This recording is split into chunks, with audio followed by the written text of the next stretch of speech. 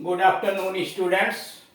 इस वीडियो के अंतर्गत हम लोग some important and useful sentences के विषय में अध्ययन करेंगे, यानी कुछ ऐसे मिश्रित वाक्य जो विभिन्न स्रोतों से कलेक्ट किए गए हैं और जो हमारी बातचीत की शैली में अथवा लेखन की शैली में महत्वपूर्ण भूमिका अदा करते हैं। उनका जानना इसलिए आवश्यक है कि जब हम विभिन्न प्रकार की अंग्रेजी बोलते हैं, व्यक्त करते हैं, तो उनकी आवश्यकताएं पड़ती हैं। उसी के मॉडल पर हम दूसरा सेंटेंस बना लेते हैं। यहाँ पर यह दूसरे नंबर का पार्ट 78 का दूसरे नंबर का वीडियो है, जो 17 नंबर के वाक्य से शुरू किया गया है। वह एक दिन अचानक ही कार के गाल में समा जाएगा और मुफ्त में दफन कर दिया जाएगा। वह एक दिन अचानक ही कार के गाल में समा जाएगा और मुफ्त में ही दफन कर दिया जाएगा। He would one day meet a sudden death. वह एक दिन अचानक ही गाल के गाल में समा जाएगा, मतलब मर जाएगा। He would one day meet a sudden death and have a burial free of cost, और मुफ्त में दफन कर दिया जाएगा। And have a burial free of cost। एक दिन वो अचानक ही काल के गाल में समा जाएगा और मुफ्त में ही दफन कर दिया जाएगा। One day he would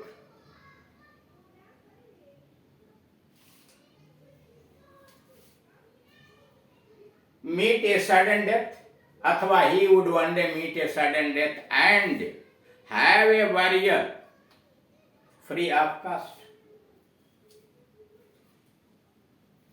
मैं हाथ उठाकर शपथ लेता हूं, आई स्वीयर बाई हैंड। मैं हाथ उठाकर शपथ लेता हूं, आई स्वीयर बाई हैंड। अब कुछ गंभीर मुद्रा धारण कीजिए या करो।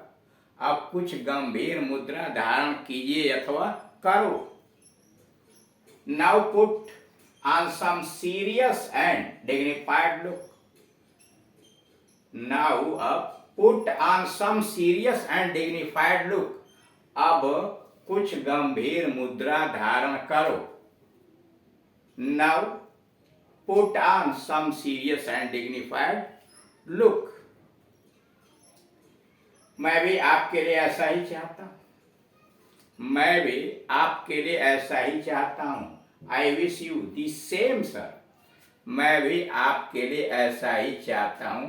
I wish you the same sir। मैं तुम्हारे साथ नजदीकी जान पहचान चाहता हूं। मैं तुम्हारे साथ नजदीकी बढ़ाना चाहता हूं या नजदीकी जान पहचान चाहता हूं। I would like to come closer। I would like to come closer। मैं और नजदीक आना चाहता हूं। And be intimate with you। Intimate घनिष्ठ। मैं तुम्हारे साथ नजदीकी जान पहचान चाहता हूं। I would like to come closer and be intimate with you. तुम्हारे शब्दों का अर्थ क्या है? तुम्हारे शब्दों का अर्थ क्या है? What do you mean by your words? तुम्हारे शब्दों का अर्थ क्या है? What do you mean by your words? मैं ऐसा क्यों सोचूं? मैं ऐसा क्यों सोचूं? Why should I think so? मैं ऐसा क्यों सोचूं? Why should I think so? यदि मैं तुम्हारे स्थान पर होता तो वहां गया होता। यदि मैं तुम्हारे स्थान पर होता तो वहां गया होता। If I were you, अगर मैं तुम्हारे स्थान पर होता। आई के साथ एवर इसलिए लगाया गया कि ये कल्पना है जो पूरी नहीं होती। तो उस ऐसे सब्जेक्ट के साथ जहां कल्पना की जाती है, सोच की जाती है, जिसके पूरा होने की संभावना नहीं होती है, उसमें सभी कर्ताओं के साथ वेयर लगा दिया जाता है। होना की अंग्रेजी में if I were you I should have gone there. मैं वहां गया होता। मैं अवश्य ही तुम्हारे द्वारा वे अवश्य ही तुम्हारे द्वारा सहायता किए गए होंगे। वे अवश्य ही तुम्हारे द्वारा सहायता किए गए होंगे। यह एक अंदाजा लगाया गया है कि वे अवश्य ही तुम्हारे द्वारा सहायता किए गए होंगे। They must have been helped by you. वे अवश्य ही तुम्हारे द्वारा सहायता किए गए होंगे। They must have been helped by you. They must have been helped by you. हम और क्या कर सकते हैं? हम और क्या कर सकते हैं? What else can we do? हम और क्या कर सकते हैं? What else can we do? 27, यदि वह इतनी अधिक शोकमग्न यानी शोकरत है जैसा कि उसके विषय में सुना जा रहा है, तो वह मुझे अपने कक्ष में प्रवेश ही नहीं करने देगी।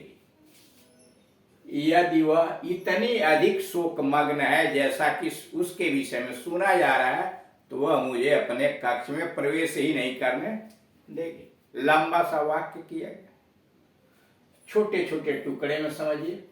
यदि वह इतनी अधिक शोकमग्न है जैसा कि उसके विषय में सुना जा रहा है, तो वह मुझे अपने कक्ष में प्रवेश ही नहीं करने देगी।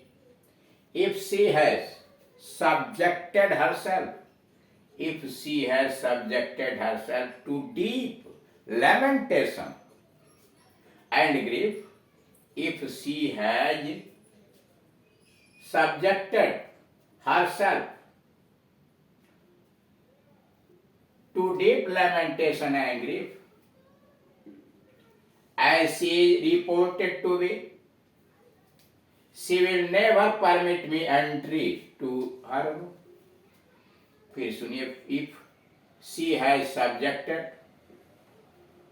herself अपने आप को to deep lamentation and grief, as she is reported to be जैसा कि उसके विषय में सुना जा रहा है, she will never permit me तो कभी इजाजत नहीं देगी, किस लिए? entry to her room।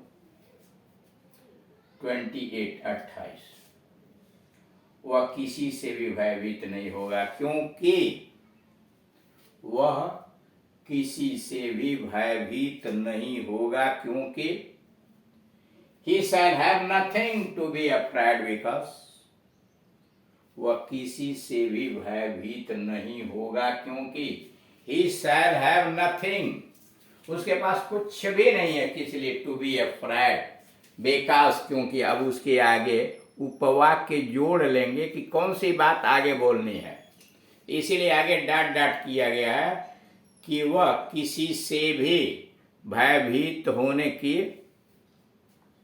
वह किसी से भी भयभीत नहीं होगा, क्योंकि अब क्योंकि के आगे छोड़ दिया गया है, तो इसलिए he shall have nothing to be afraid because। 29 जैसे समय व्यतीत होने पर दुर्भाग्य विस्मृति में विलीन हो जाता है, वैसे ही सौंदर्य फूल के समय व्यतीत होने पर मुरझा जाता है। जैसे समय व्यतीत होने पर दुर्भाग्य विस्मृति पर में विलीन हो जाता है। पहले यहां तक बनाइए, जैसे समय व्यतीत होने पर दुर्भाग्य विस्मृति में विलीन हो जाता है। जस्ट एज कैलामिटी, कैलामिटी आपदा विपत्ति, दुर्भाग्य। सडन कैलामिटी मतलब सडन बैड लक, अचानक दुर्भाग्य विपत्ति। As forgotten in course of time, समय के साथ भूला दिया जाता है, विस्मरण का शिकार हो जाता है।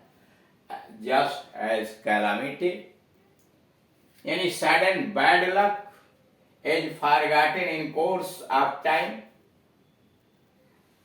वैसे ही सौंदर्य फूल के समान समय व्यतीत होने पर मुरझा जाता है। So also beauty fades away, उसी तरह से so also beauty fades away like a flower with the passage of time. So also beauty fades away like a flower with the passage of time. अब total मिला दीजिए। जैसे समय व्यतीत होने पर दुर्भाग्य विस्मृति में विलीन हो जाता है, वैसे ही सौंदर्य फूल के समान समय व्यतीत होने पर मुरझा जाता है। जस्ट एज कैलामिटीज मतलब sudden bad luck is forgotten in course of time, just as calamity is forgotten in course of time, so also beauty fades away like a flower with the passage of time।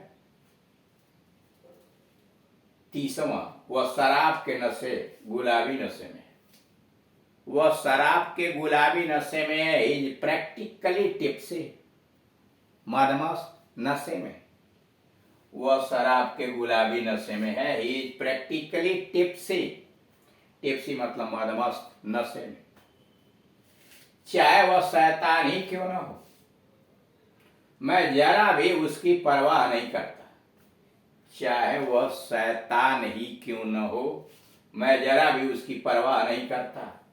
Let him B devil, let him B devil, I do not care for him at all, चाहे वह शैतान ही क्यों न हो, मैं उसकी जरा भी परवाह नहीं करता। Let him B devil, I do not care for him at all, कृपया मुझे बताइए, प्लीज लेट मी नो, कृपया मुझे बताइए, प्लीज लेट मी नो। और आगे डॉट डॉट किया गया, उसके आगे जो भी उपवाक्य जोड़ना है उसको जोड़ करके वाक्य को कंप्लीट कर लें। तो इस प्रकार से आप देख रहे हैं कि कुछ छोटे कुछ लंबे वाक्यों का यह एक ऐसा संग्रह है जो आपके जीवन शैली के अंतर्गत अंग्रेजी अगर आप सीखना चाहते हैं तो उसमें बहुत महत्वपूर्ण है कि इस तरह के वाक्य की अगर जानकारी होगी तो हम दूसरे वाक्य की संरचना कर सकते हैं और इसमें कुशल हो सकते हैं। Thank you.